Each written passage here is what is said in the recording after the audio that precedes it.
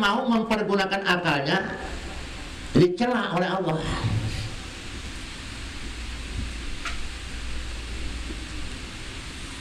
Alladzina la yatafakkaruna wa la yaqilun. Mereka orang-orang yang memang tidak mau berpikir. La yatafakkarun. Yang dipikirin itu cuman sebatas duniawi. Besok makan apa? Besok kalau udah pada gede, lo pada kawin, itu bini lo mau kasih makan apa? Itu yang dipikirin gitu. Hidupnya selalu diiringi dengan ketakutan. Padahal belum terjadi, udah ketakutan duluan.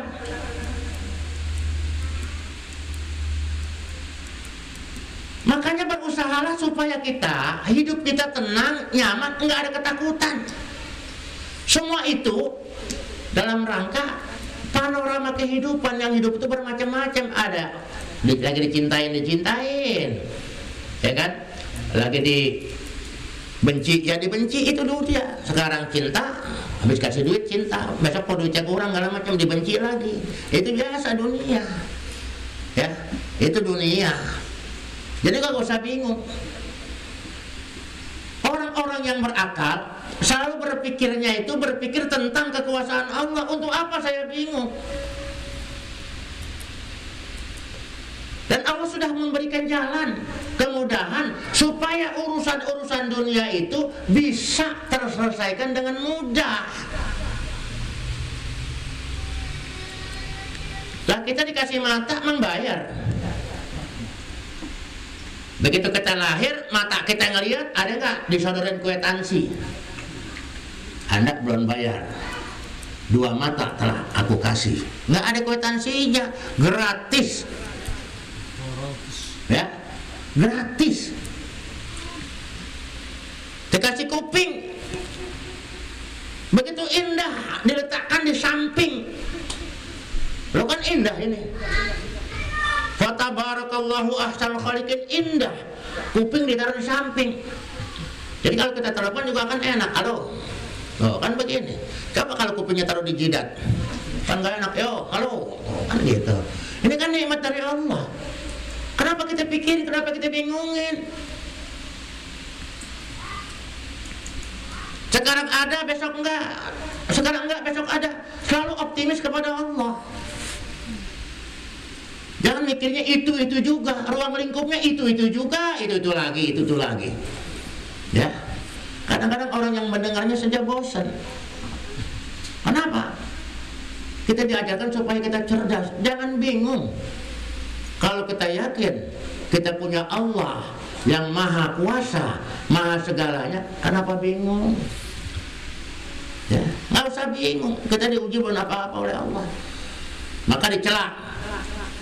Ya, wa dzammal ladzina la yatafakkaruna wa la yaqilun. Allah mencela orang-orang yang tidak mau berpikir, wa la yaqilun, dan orang-orang yang tidak mau memfungsikan akalnya. Ya. Makanya selalu banyak tuh pertanyaan dalam Al-Quran, afala taqilun, apakah kamu tidak berakal? Kalau bahasa kasarnya, apa lu gila? Apa lu stres? Tahu kan? Kenapa? Orang gila, orang stres, akalnya nggak berfungsi. Ini nikmat dari Allah, kalian jangan sampai hilang. Kan cuma gara-gara dunia sampai stres, lupa diri, nangis-nangis, ntar ketawa-ketawa, orang bilang apa?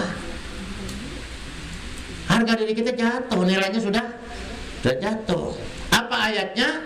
Allah berkata, inna syarrad dawabi indallah as-summu al-bukmu alladzina la yaqilun.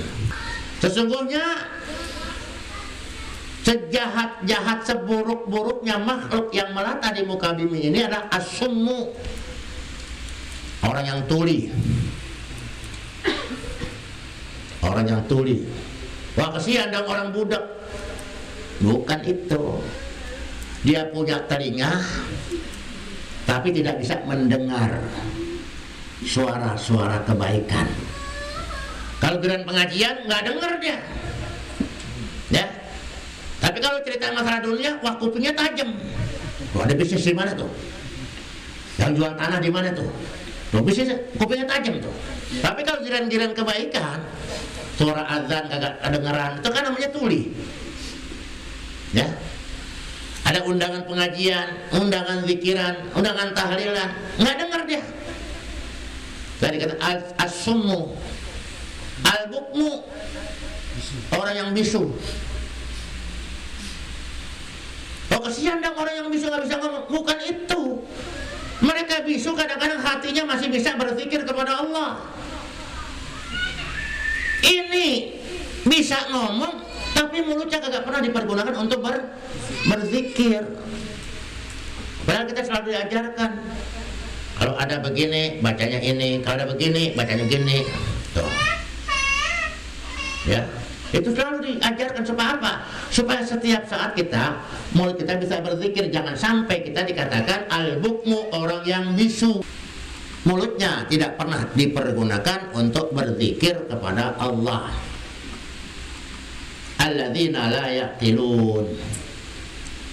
Ya, orang-orang yang akalnya tidak berfungsi. Dianggap bahwa kehidupan dunia ini selamanya. Enggak. Kehidupan dunia ini sementara sambil lewat. Ya. Makanya Imam Ali mengatakan la ghina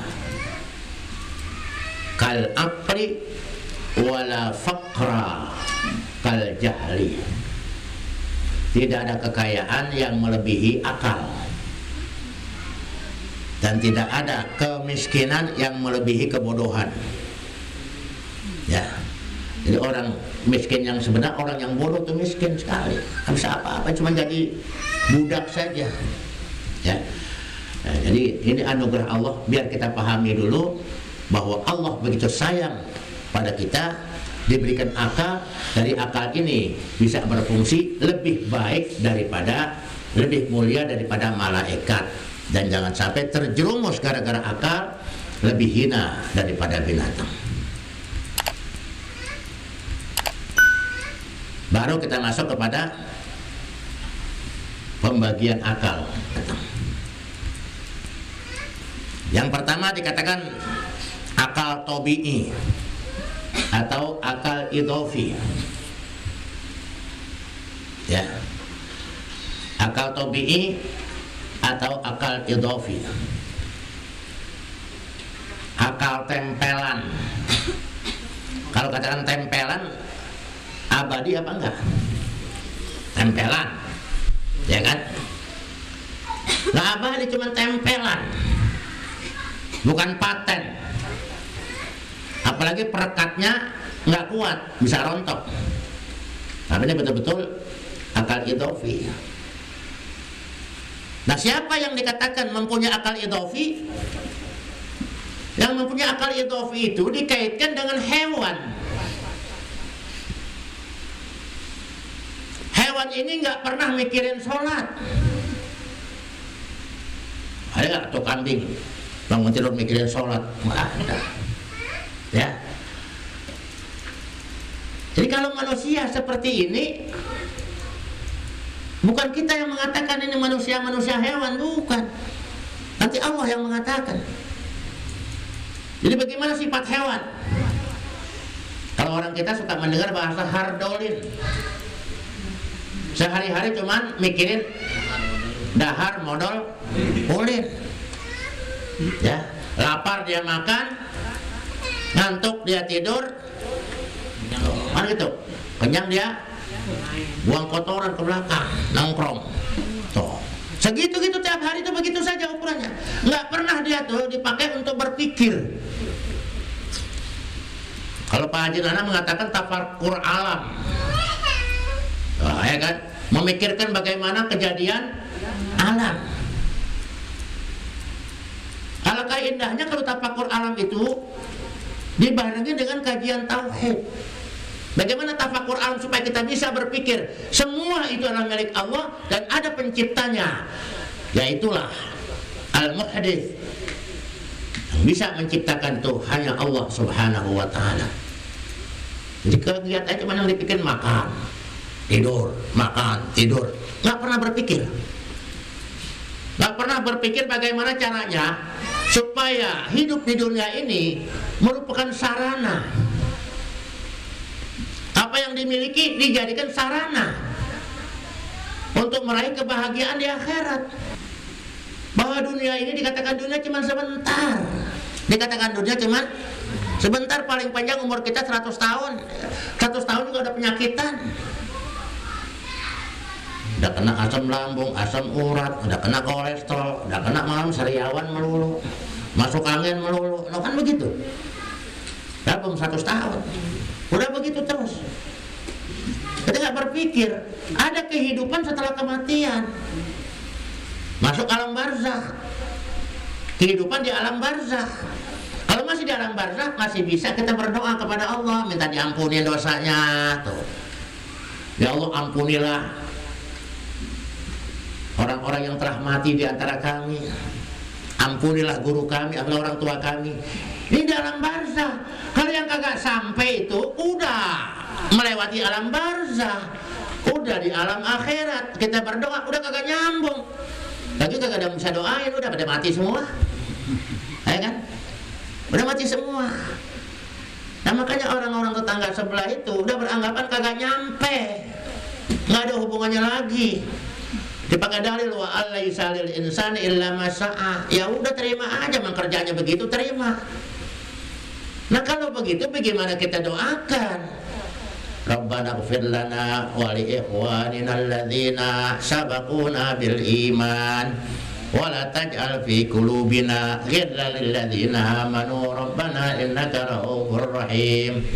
Ya Allah, ampunin orang-orang yang udah lewat tapi matinya membawa iman. Berarti kalau umpamanya HP, channelnya sama itu. Channelnya sama, hidup dua-duanya. Satu hidup satu mati nggak nyambung, dua-duanya nyambung. Maka alladzina sabaquna bil iman, yang penting matinya bawa iman. Biar bapak kita kalau matinya kagak bawa iman baru kagak nyampe. Oh, nggak bermanfaat, kata siapa nggak bermanfaat? Kalau kagak bermanfaat, ada orang berpaham begitu, dia mati jangan disolatin. Dia paham begitu, mati jangan disolatin, percuma. Gak percaya gimana? Orang paham dia doanya nggak nyampe. Sementara sholat jenazah itu ada doa, Allahumma ighfir lahu warhamhu wa'afihi wa'fu anhu. Kalau orang perempuan, Allahumma ighfir laha warhamha wa'afiha wa'fu anha. Nah, kalau ini kagak dibaca, rukunnya kurang. Kagak ada doa untuk orang mati. Sampai doa ini menjadi rukun khutbah Jumat, doa untuk mukminin dan mukminat. Allahumma ighfir lil mu'minina wal mu'minat wal muslimina wal muslimat al ahya'i minhum. Berarti yang hidup sama yang kalau kagak, buat apa dijadikan rukun khutbah? Nah, mereka tuh kagak paham. Tapi kita alhamdulillah Allah memberikan kita bimbingan melalui ulama-ulama kita yang memang mereka betul-betul sudah mengerti masalah begitu.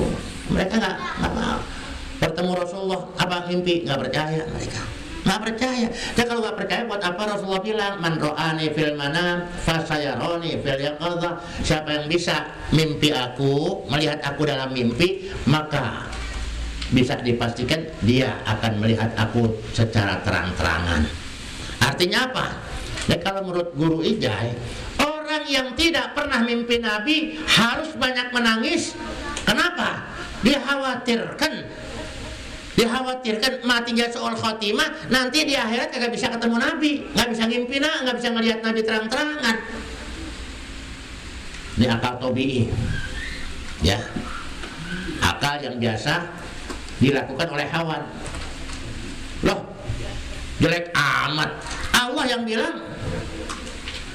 Ya, perhatikan surat Al-A'raf ayat 79. Ini Allah yang bilang, bukan saya yang bilang. Makanya kita buktikan kalau kita ngaji pakai dalil, bukan akal-akalan. Allah yang bilang. Walaqad dzara'na li jahannama katsiran minal jinni wal insi. Sungguh kami telah sediakan. Disediain. Udah disediain. Kalau kita pulang kerja udah disediain makanan, girang nggak? Girang. Kita pulang kerja tapi udah disiapin golok. Kan ketakutan kita. Kagak berani pulang kita. Ya, berani pulang. Kenapa? Bini ente ngamuk-ngamuk udah siapin golok. Nah kita kagak ngeliat itu goloknya. Nggak berani kita pulang. Kita pulang kita ngintik-ngintik segala macam tuh ada di mana kita lihat lagi segala macam. Takut kita lagi melek dihantam sama golok. Ini Allah yang bilang walaqad dzara'na. Sungguh kami telah siapkan.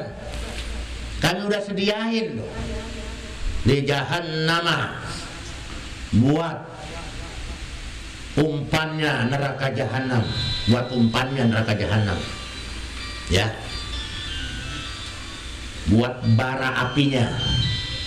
Kalau kita bilang buat arangnya, jahannama. Katsiran minal jinni wal insi, kebanyakan, ya kebanyakan daripada makhluk jin dan manusia. Jadi jin juga ada yang masuk neraka. Ya. Kenapa? Jin itu ada yang Islam, ada yang kafir. Jin juga sholat, jin juga puasa. Ya, jin juga ada ulamanya. Ya. Jin juga ada rajanya. Jin juga ada kelompoknya. Yang dikatakan jin ifrit aja, itu ada 24 sekte. 24 sekte. Jin juga sama, bahasanya beda-beda kayak manusia. Orang Sunda ngomong orang Jawa beda. Jin juga begitu. Ya. Nah, makanya di jahannama katsiran minal jinni wal insi. Kenapa mereka disediakan itu sebagai bahan bakarnya untuk neraka jahanam? Lahum qulubun la yafqahuna biha. Mereka punya akal tapi akalnya nggak berfungsi. Ya, punya akal tapi akalnya nggak berfungsi. Nggak bisa dipergunakan akalnya untuk berpikir. Dianggapnya bahwa hidup di dunia abadi, padahal yang abadi di akhirat. Walaupun kita sering baca ayat, ya, walal akhiratu khairun laka minal ula, bahwa akhirat itu lebih baik, bukan sama, akhirat itu lebih baik daripada dunia. Allah udah bilang bal tu'thirunal hayatad dunya, tetapi kalian masih mementingkan kesenangan di dunia. Wal akhiratu khairu wa abqa, sementara kehidupan di akhirat lebih baik dan lebih kekal. Ya. Ini mereka yang disiapkan oleh Allah untuk menjadi bahan bakarnya neraka jahanam. Pertama, alladzina la yaqiluna biha, yang akalnya tidak berfungsi. Walahum a'yunun la yubsiruna biha, punya mata nggak bisa ngelihat. Ya, artinya tidak bisa difungsikan akalnya untuk meraih ridha Allah. Walahum adzanun la yasma'una biha, mereka punya telinga tapi tidak bisa mendengar kebaikan-kebaikan. Allah bilang ulaika kal an'am, mereka itulah seperti binatang ternak. Ya, binatang ternak yang penting udah diempanin, udah rapi, diempanin, makan, udah selesai, tidur, begitu lagi kehidupannya. Ulaika kal an'am, mereka itu tak ubahnya, tak bedanya seperti hewan. Ya, balhum adol, malahan mereka lebih sesat lagi. Wa ulaika humul ghafilun, mereka itu digolongkan oleh Allah sebagai makhluk yang lalai, tidak bisa mensyukuri nikmat yang telah Allah berikan. Ya, lanjut yang kedua.